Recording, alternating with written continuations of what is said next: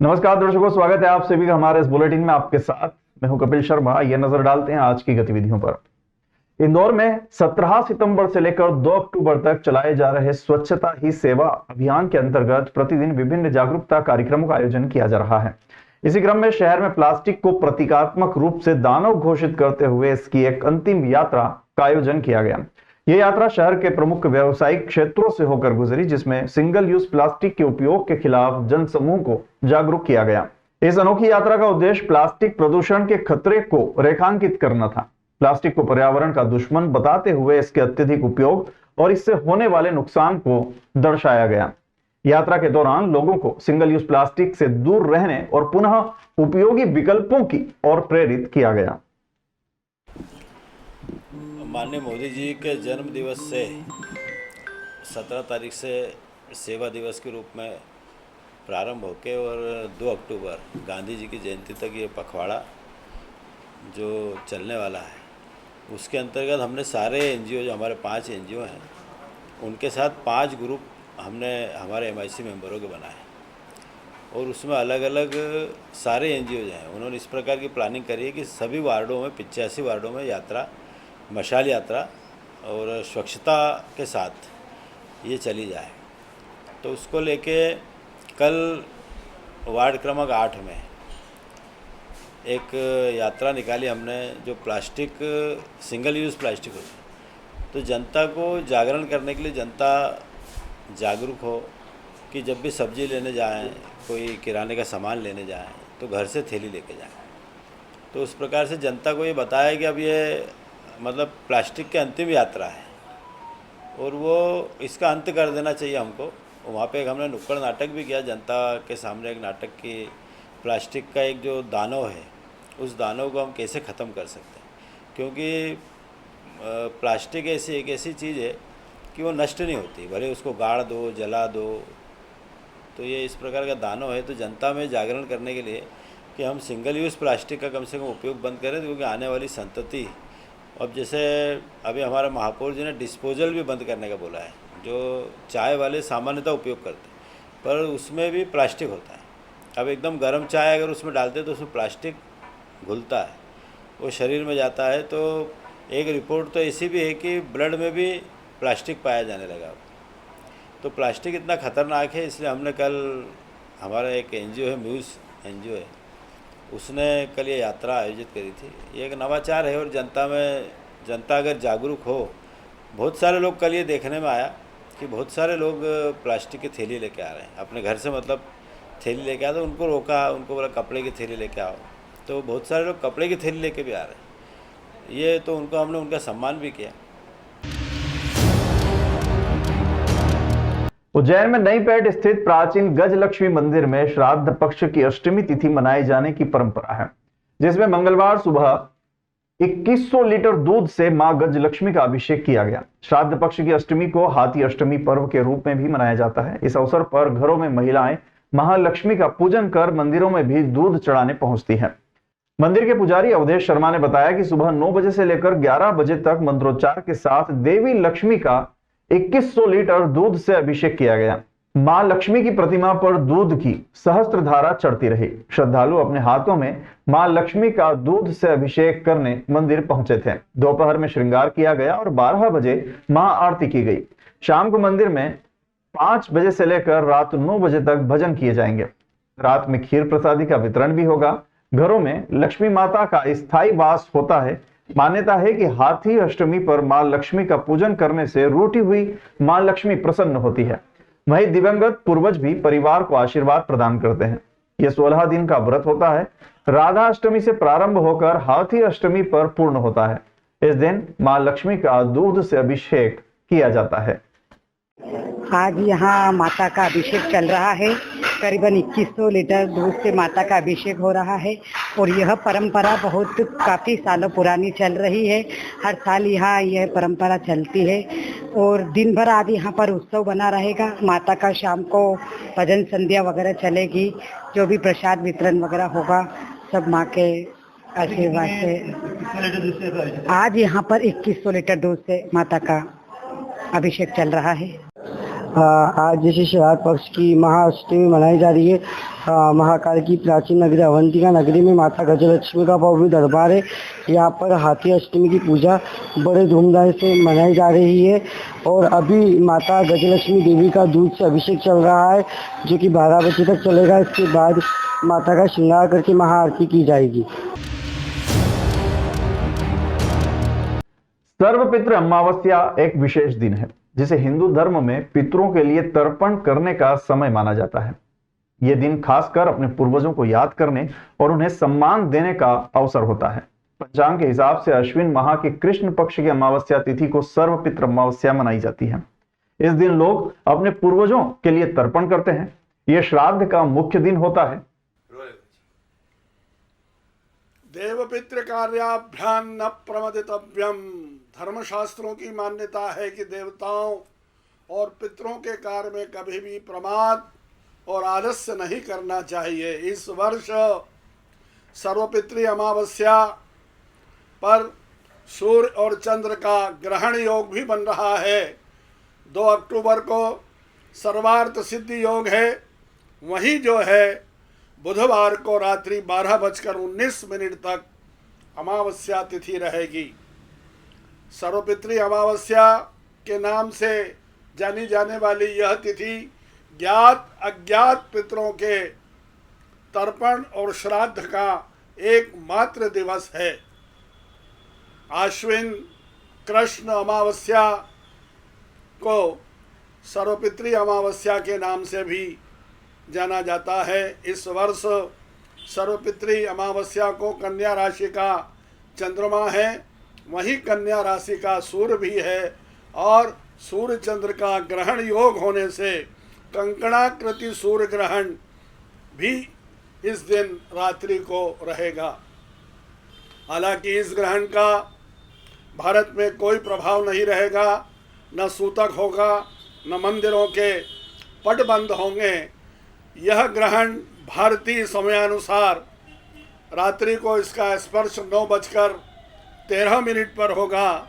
वहीं मध्य जो है रात्रि को 12:19 पर होगा और इस ग्रहण का मोक्ष रात्रि को 3:16 पर होगा। यह ग्रहण मैक्सिको के साथ मध्य एवं दक्षिणी अमेरिका और उत्तर पश्चिम अंटार्कटिका के अंदर देखा जा सकेगा। सर्वपितृ अमावस्या को जिन लोगों को अपने परिजनों की मृतक तिथि ज्ञात नहीं हो, वे सर्वपितृ अमावस्या को तर्पण, श्राद्ध और ब्राह्मण भोजन जो है सायंकाल पर्यंत करा सकते हैं। धर्मशास्त्रों की मान्यता है कि पितृगण जो है श्राद्ध पक्ष में प्रतिपदा को जो है पितृलोक से मनुष्य लोक को आते हैं और 15 दिन पर्यंत यह देखते हैं कि हमारे परिजन हमारी श्राद्ध तिथि पर श्राद्ध कर्म कर रहे हैं अथवा नहीं। ऐसा वे जो है सर्वपितृ अमावस्या के सायंकाल पर्यंत जो है निहारते हैं। जिन लोगों को अपने परिजनों की मृत्यु तिथि ज्ञात नहीं है, वे सर्वपितृ अमावस्या को पितरों की तृप्ति के लिए श्राद्ध, तर्पण और ब्राह्मण भोजन जो है सायंकाल अपराह्न से लगाकर सायंकाल पर्यंत जो है कर सकते हैं। जो अपने पूर्वजों के पितरों के निमित्त अमावस्या को जो है श्राद्ध कर्म करते हैं, पितृलोक उन्हें आशीर्वाद देकर पुनः जो है पितृलोक को लौट जाते हैं। अमावस्या के दिन इस वर्ष सूर्य और चंद्रमा दोनों एक ही राशि में होंगे। जब सूर्य और चंद्रमा एक ही राशि में होते हैं तो वह ग्रहण योग कहलाता है। इस वर्ष का ग्रहण सर्वपितृ अमावस्या को आ रहा है, अतः उसका विशेष महत्व है, किंतु भारतवर्ष में यह ग्रहण दृश्य नहीं होगा, दिखाई नहीं देगा। शाजापुर जिले के मक्सी में सोमवार रात को एक ही समुदाय के 2 पक्षों में हुए विवाद के बाद मंगलवार को शाजापुर पुलिस अधीक्षक कार्यालय में बड़ी संख्या में लोग आए और एसपी के नाम एडिशनल एसपी को ज्ञापन सौंपा। ज्ञापन के साथ ही सीसीटीवी फुटेज और वीडियो भी दिए गए जिसमें मक्सी नगर परिषद अध्यक्ष प्रतिनिधि महेंद्र पटेल अपने साथियों के साथ गाली गलौज करते हुए नजर आ रहे हैं। ज्ञापन में बताया गया कि मक्सी पुलिस ने भाजपाइयों के दबाव में आकर आरिफ खान के खिलाफ मामला दर्ज किया है। आरिफ और समीर के बीच आपसी विवाद था जिसे राजनीतिक तूल दिया गया। भाजपाइयों ने समीर खान को भाजपा कार्यकर्ता बताकर पुलिस को यह बताया कि वो सदस्यता अभियान चला रहा था और इसी को लेकर उसके साथ आरिफ ने विवाद किया।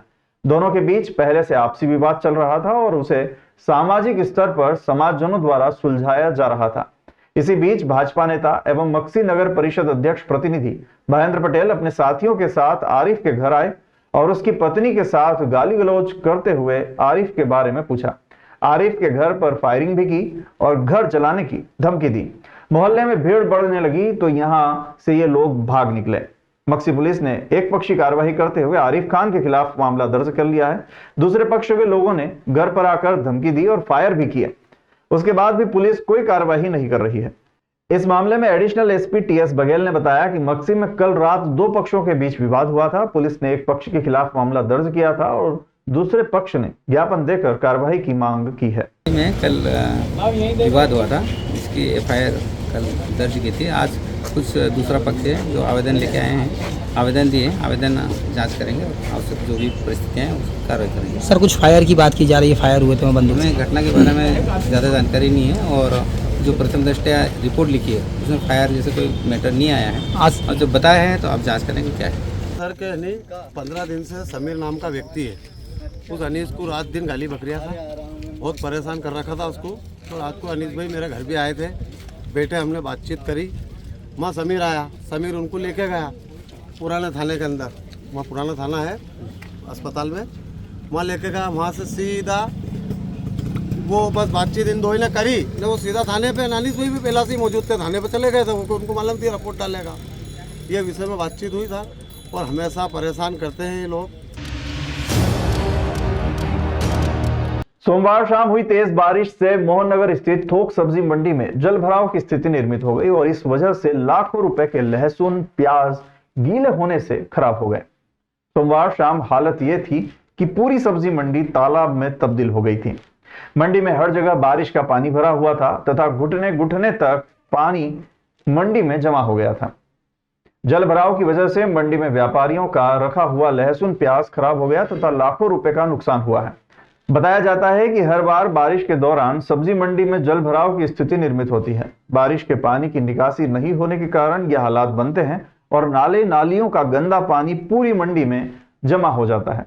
निकासी नहीं होने की वजह से कई वर्षों से यह परेशानी बनी हुई है, लेकिन इस ओर किसी का ध्यान नहीं है। जनप्रतिनिधि से लेकर अधिकारियों तक को इस व्यथा के बारे में व्यापारी शिकायत कर चुके हैं, लेकिन अभी तक इस समस्या का निराकरण नहीं हुआ है और थोड़ी सी बारिश में ही मंडी जलमग्न हो जाती है तथा कई दिनों तक कीचड़ और नाले नालियों की गंदगी यहां पर पसरी रहती है। ऐसे में ही मंडी में सब्जियों की बोलियां भी लगती है और इस गंदगी के बीच ही सब्जी को बेचा जाता है।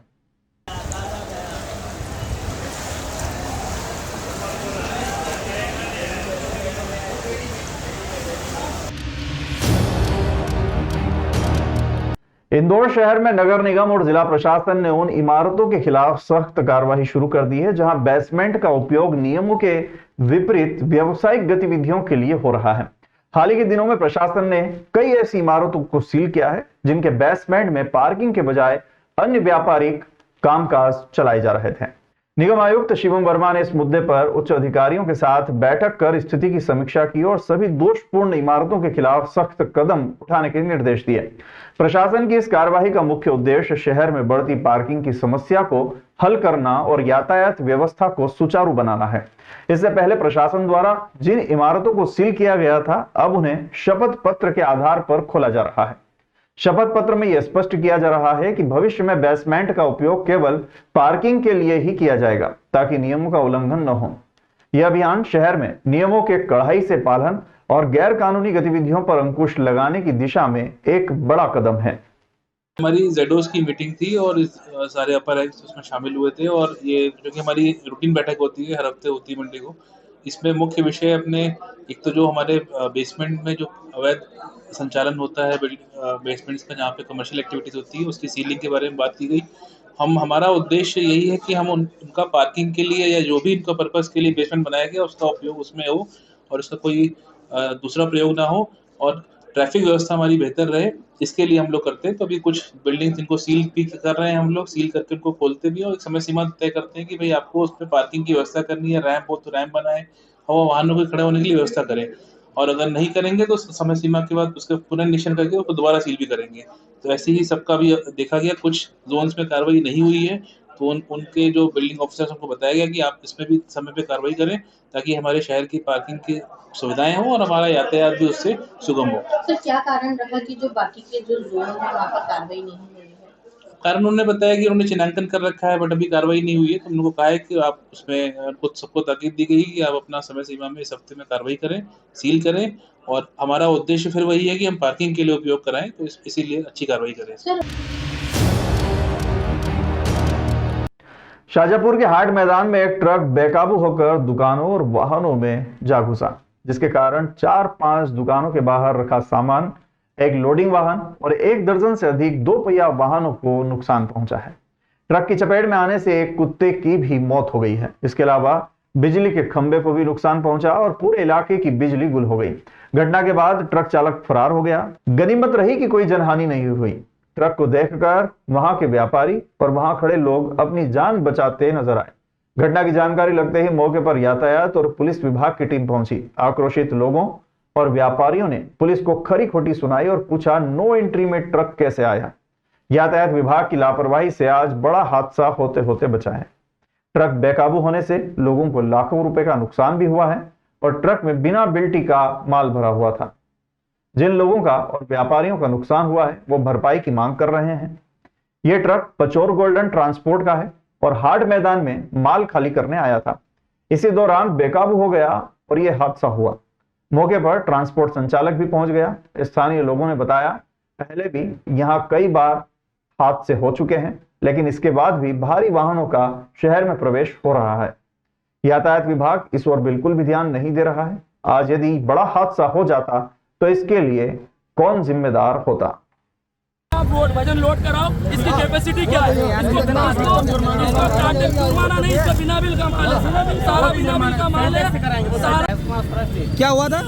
ये गाड़ी वाला ऐसे ले रहा गया उधर से, खतरनाक। मैं गाड़ी में अंदर ही बैठा था, मेरा दोस्त है को ऊपर पानी डालने गया था। जैसे ले रहा क्या, मैं गाड़ी में बच नहीं सकी, इस वजह से मैंने गाड़ी छोड़ दी, घर में चला गया। जब मैं बचा इसमें रिवर्स सीट ठोका उसने सकता। तो गाड़ी के ब्रेक फेल हो गए थे, क्या होगा थे? अरे कोई फेल नहीं हो, उसके ब्रेक अब भी लग रहे हैं। ओवरलोड है गाड़ी, ओवरलोड है, उसका ड्राइवर का उसको बुला के लाओ। तो ओवरलोड है। इंदौर से ट्रक आया, मेरे यहाँ माल खाली करा। अब हाट मैदान में पार्टी का माल उतारने जा रहा था, उधर से आया था रिवर्स, उसके होकर ट्रक के ब्रेक फेल। उस चक्कर में ये हादसा उनका क्या, मैं मौजूद पे नहीं था, मैं यहाँ आया तब मेरे को पता चला। आप एक ट्रांसफर है, लेकिन आपको भी पता होना चाहिए कि यहाँ पर नो एंट्री रहती है सुबह सुबह। नो एंट्री रहती है, पर परचून की व्यवस्था से हमें यहाँ खाली करना पड़ती है क्योंकि पार्टी दूर नहीं जा पाती। नियम का उल्लंघन होता है पूरा। ये थोड़ा सा अपन आउट ऑफ एरिया में रहते हैं, बाकी जो नियम से करते हैं अपन करते हैं।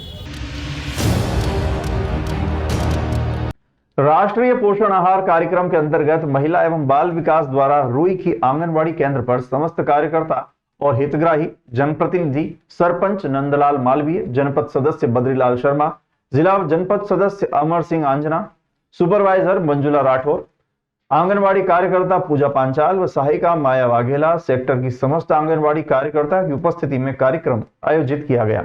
समस्त आंगनबाड़ी कार्यकर्ता जनप्रतिनिधि ने हितग्राहियों को बुलाकर पौष्टिक व्यंजन प्रतियोगिता आयोजित की तथा स्वस्थ शिशु वजन, आहार तथा गर्भावस्था में होने वाली जरूरी जांच तथा टीकाकरण पर चर्चा की गई। इस दौरान महिला एवं बाल विकास की पर्यवेक्षक मंजुला राठौर व जिला जनपद सदस्य अमर सिंह द्वारा मोटे अनाज संबंधित समझाइश भी दी गई।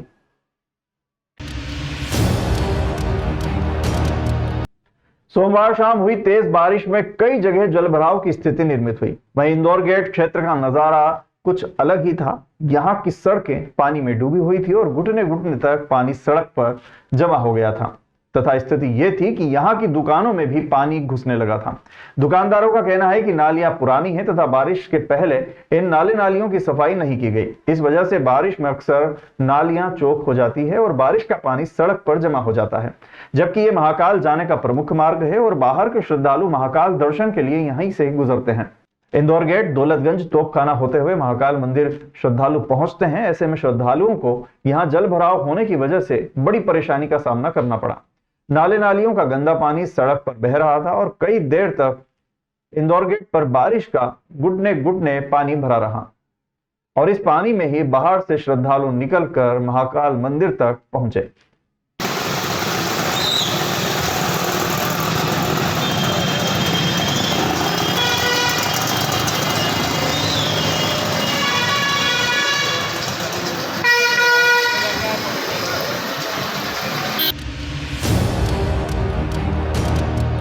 मंगलवार को कलेक्टर नीरज कुमार सिंह द्वारा प्रशासनिक संकुल भवन के द्वितीय तल स्थित सभा कक्ष में विभिन्न मामलों में जन सुनवाई करते हुए प्राप्त प्रकरणों का त्वरित निराकरण करने के निर्देश दिए गए। उज्जैन निवासी जगन्नाथ बागड़ी ने आवेदन दिया कि उनके यहाँ बिजली का बिल अत्यधिक आ रहा है। वे समय समय पर बिजली का बिल जमा करते आ रहे हैं, इसके बावजूद उनके यहाँ बिल में पिछला बकाया जोड़कर बताया जा रहा है। इस पर SCMPEB को उचित कार्रवाई करने के निर्देश दिए गए। श्राद्ध पक्ष के समापन के बाद 3 अक्टूबर से शारदीय नवरात्रि प्रारंभ हो जाएगी। इस बार नवरात्रि 9 दिन की रहेगी। इसकी तैयारियां शहर के प्रमुख देवी शक्ति मंदिरों में प्रारंभ हो गई हैं। मंदिरों की रंगाई पुताई की जा रही है।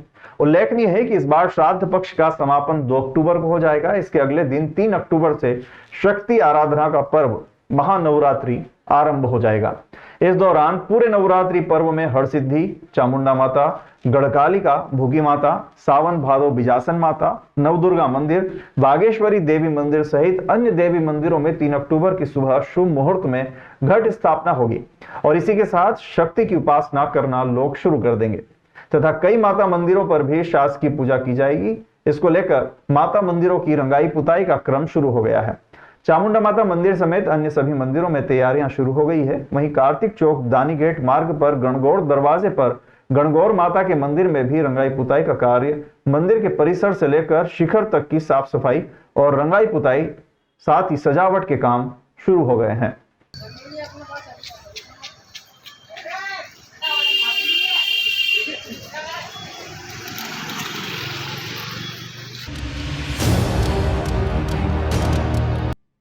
शाहजहांपुर में मंगलवार को अखिल भारतीय विद्यार्थी परिषद ने कलेक्टर के नाम ज्ञापन सौंपा है। ज्ञापन में परिषद ने बताया कि जिले में स्कूल वाहन दुर्घटनाओं के मामले लगातार सामने आ रहे हैं। सोमवार को ग्राम पनवाड़ी में स्थित सेंट मैरिज स्कूल के वाहन ने मोटरसाइकिल को टक्कर मार दी और वाहन पलट गया। इस वाहन में 40 से अधिक नन्हे छात्र छात्राएं बैठे थे, जिनमें से 1 दर्जन से अधिक घायल हुए हैं। यह घटना सुरक्षा मानकों की अनदेखी के कारण हुई, जिसकी जिम्मेदारी RTO की थी। RTO द्वारा केवल कागजी खानापूर्ति के लिए 1-2 बार वाहनों की जांच की जाती है। RTO की लापरवाही के चलते छात्र छात्राओं की सुरक्षा खतरे में पड़ रही है। अखिल भारतीय विद्यार्थी परिषद इस घटना की कड़ी निंदा करते हुए प्रशासन से सख्त कदम उठाने और जिम्मेदार लोगों के खिलाफ कार्रवाई करने की मांग करता है। इसके अलावा स्कूल वाहनों की नियमित जांच, वाहन चालकों द्वारा फिटनेस व ड्रिंक टेस्ट, वाहन कैपेसिटी की जानकारी, गाड़ी पर चस्पा, ट्रैफिक नियमों का पालन और छात्रों की सुरक्षा सुनिश्चित करने के लिए प्रभावी उपाय करने की भी मांग करता है। सोमवार को ही इस दुर्घटना में घायल हुए बच्चों का इलाज जिला अस्पताल में सही ढंग से नहीं हुआ एवं पीड़ित परिवारों के अभिभावकों के साथ सिविल अस्पताल के कर्मचारियों ने जिस प्रकार से मारपीट की है वो भी निंदनीय है। उक्त मामले में उच्च स्तरीय जांच कमेटी गठित कर दोषियों पर कार्रवाई की जाए। सेंट मैरिज स्कूल में घटना की सूचना मिलते ही वहां के स्टाफ की विद्यालय छोड़कर भाग जाने की जानकारी मिली है। इससे निजी स्कूल भी जांच के घेरे में आ रहा है। स्कूल की जांच कर संस्था को सील किया जाए एवं तत्काल मान्यता रद्द की जाए। कल एक सेंट मैरी कॉन्वेंट स्कूल पनवाड़ी का, जिसमें ड्राइवर की लापरवाही से एक बस को पलटी दी गई, जिससे एक व्यक्ति की जान भी चली गई है और उसमें 20 से अधिक बच्चे थे, जिन पे काफ़ी चोटें आई है सबको।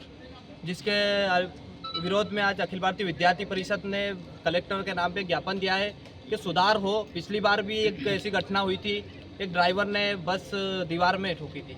उसी तरह आज कल भी एक घटना घटी जिससे 20 से अधिक बच्चों को चोट आई है।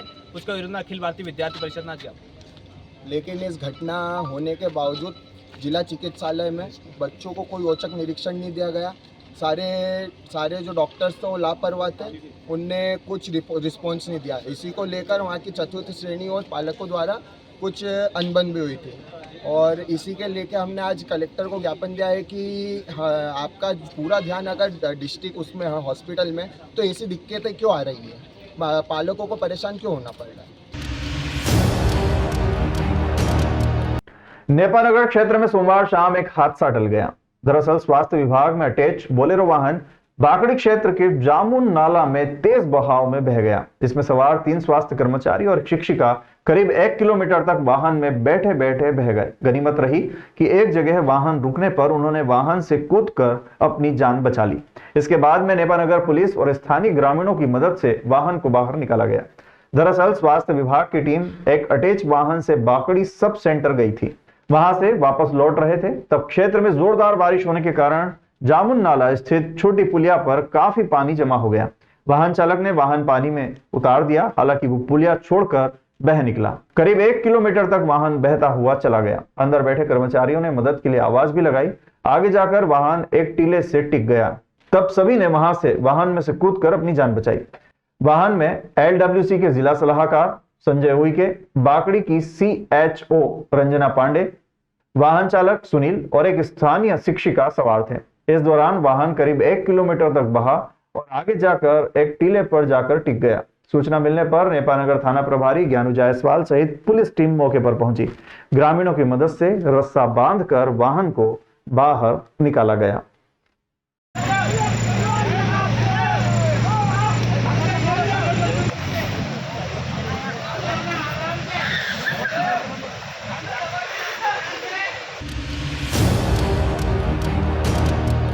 स्थानीय कलाकारों द्वारा निर्मित फिल्म काला को अवैध बताते हुए मंगलवार को जन सुनवाई में शिकायत की गई। बुरहानपुर मजदूर यूनियन अध्यक्ष ठाकुर प्रियांक सिंह ने कहा कि फिल्म पूर्णतः अवैध है, क्योंकि सिनेमेटोग्राफ अधिनियम 1952 के प्रावधानों के अंतर्गत केंद्रीय फिल्म प्रमाणन बोर्ड या सेंसर बोर्ड से सर्टिफिकेट नहीं लिया गया है, जो किसी भी फिल्म को थिएटर में लगाने से पूर्व लेना अनिवार्य होता है।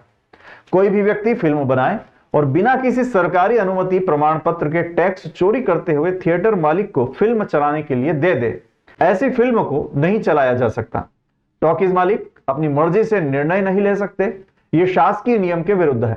गौरतलब है कि केंद्रीय फिल्म प्रमाणन बोर्ड यानी कि CBFC, जिसे सामान्यतः सेंसर बोर्ड भी कहा जाता है, भारत में फिल्में, टीवी धारावाहिकों, टीवी विज्ञापनों और विभिन्न दृश्य सामग्री की समीक्षा करने संबंधी विनियामक निकाय है। मजदूर यूनियन अध्यक्ष ठाकुर प्रियांक सिंह ने आगे कहा कि फिल्म के प्रदर्शन में न केवल अधिनियम के प्रावधानों की अनदेखी हुई है, बल्कि GST एंटरटेनमेंट टैक्स की भी खुल्लम खुल्ला चोरी हुई है। एंटरटेनमेंट टैक्स लेना नहीं लेना राज्य सरकार का निर्णय होता है। इसके अतिरिक्त बिना स्थानीय प्रशासन की अनुमति के फिल्म का प्रमोशन शहर के चौक चौराहों पर किया जा रहा है, जो कि सरासर नियमों का उल्लंघन है। ये एक मूवी रिलीज हुई है काला, एक थिएटर में भी लगी है, तो कोई भी video content, movie, TV serial, advertisement, ये कोई भी अगर आपको रिलीज करना है, स्क्रीन करना है, तो उसके कुछ नियम कायदे हैं। Central board of film certification या जिसको नॉर्मली हम बोलते हैं सेंसर बोर्ड, इसका अप्रूवल चाहिए। उसके बहुत सारे पैरामीटर्स होते हैं, वो पूरा चेक करते हैं, कोई कम्युनल लाइन पे तो नहीं है, कोई सेक्सुअल अब्यूज तो नहीं है, कोई मतलब बहुत सारे पैरामीटर्स होते हैं। वो सारे चेक करने के बाद गवर्नमेंट ऑफ इंडिया अपनी कमेटी के द्वारा उसको अप्रूवल देती है। अब ये जो काला पिक्चर हुई है, इसमें कोई अप्रूवल अथॉरिटी के कोई सर्टिफिकेशन नहीं है। दूसरा, हर एक मूवी कहीं भी थिएटर में होती है तो उसमें टैक्स भरना पड़ता है, एंटरटेनमेंट टैक्स। तो GST एंटरटेनमेंट टैक्स का भी इवेशन है इसमें। कहीं भी प्रमोशन कर रहे हैं, कोई भी उठ रहा है, आ रहा है, काला बना दिया, पीला बना दिया, ऐसा नहीं होता है। नियम कायदों का पालन करना पड़ता है, उसके बाद मूवी रिलीज करो। तो उसके अगेंस्ट हम आए हैं ये शिकायत। देश विदेश गांव शहर सब पे नजर, सबकी खबर, नया रूप है, नए है रंग, सबको समेटे अपने संग।